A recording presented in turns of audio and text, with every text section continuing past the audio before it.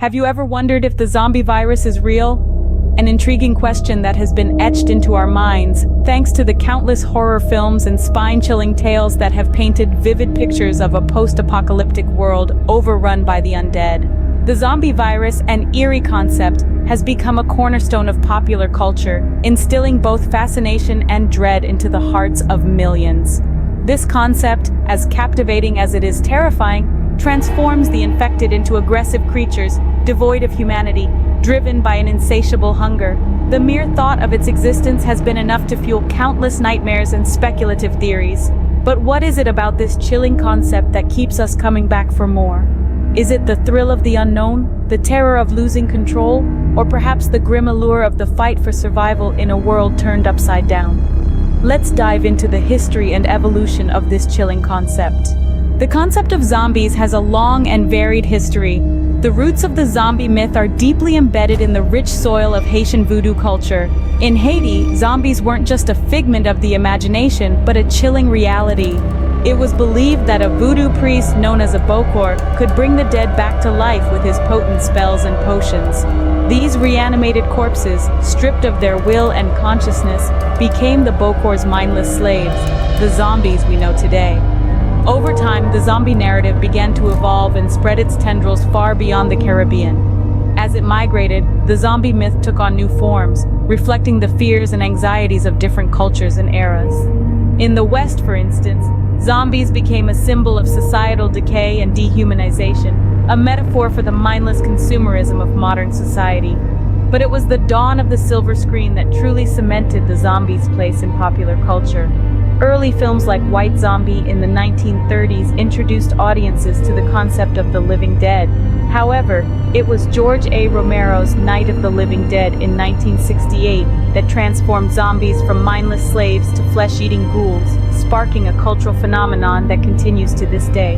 From there, zombies have shuffled their way into every corner of our media landscape, from movies and TV shows to video games and comic books.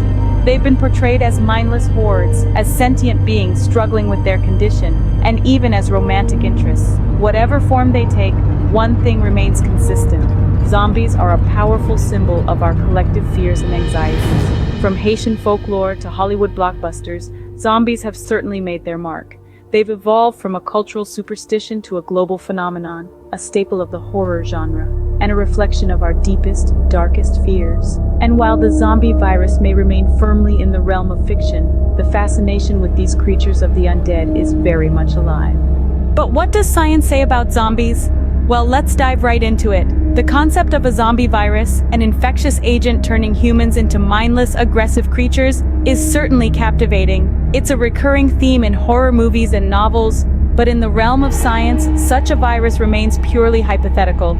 You see, viruses are tiny infectious agents that can only replicate inside the cells of a host organism. They are essentially bags of genetic material that can cause various diseases. However, a virus causing zombification, in the way it's depicted in popular culture, is not scientifically plausible. Why? Because viruses can't fundamentally change the nature of an organism. They can't reanimate dead cells or alter the basic instincts of a living creature. Humans, for instance, are social beings with complex cognitive abilities. A virus may cause severe symptoms and alter behavior to a certain extent, but it can't turn a person into a mindless, flesh-eating creature. Yet some real-life diseases and viruses do bear a semblance to fictional zombie outbreaks. Take the rapid and devastating spread of the flu virus, for instance. Its ability to sweep across communities, leaving a trail of debilitating symptoms, can appear eerily akin to a zombie apocalypse. But it's essential to remember, these are diseases, not zombification.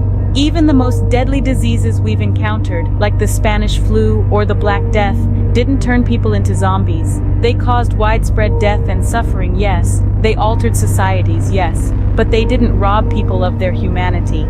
They didn't create armies of the undead. It's fascinating to explore the parallels between fiction and reality, to ponder over the what-ifs. But at the end of the day, it's crucial to separate fact from fiction.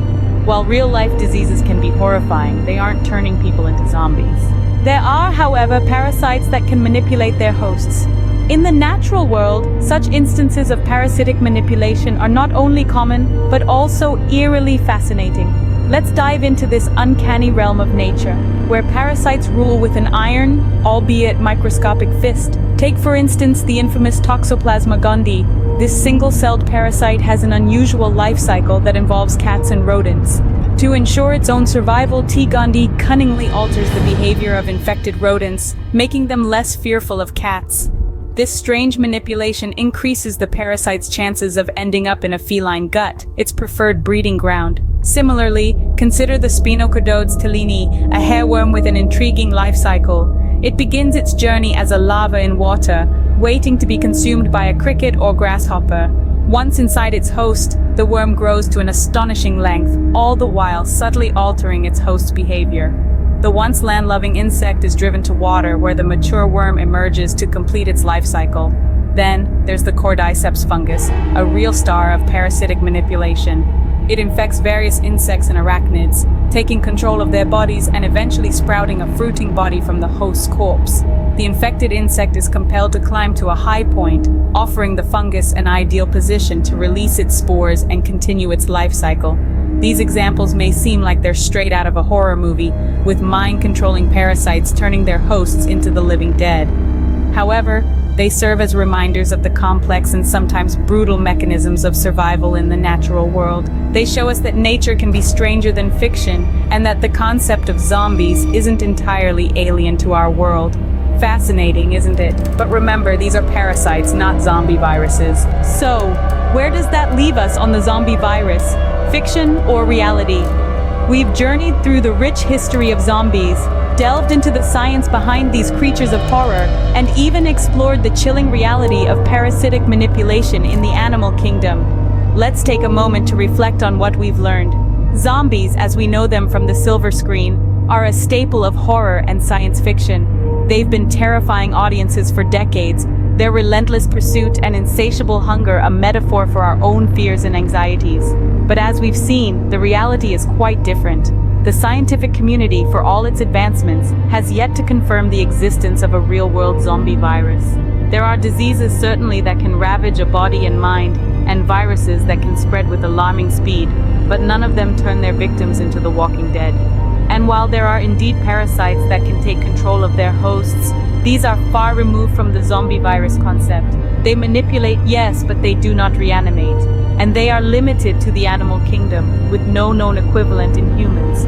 So what does this mean for the zombie virus? As much as it may disappoint the horror enthusiasts among us, the zombie virus remains firmly in the realm of fiction. It's a concept born from our collective imagination, fueled by our love of the macabre and the thrill of the unknown. But just because it's fictional doesn't make it any less fascinating. On the contrary, it's the very fact that it's imaginary that gives it its power. It allows us to explore our fears and anxieties in a safe environment, to confront the unthinkable without the risk of real-world consequences.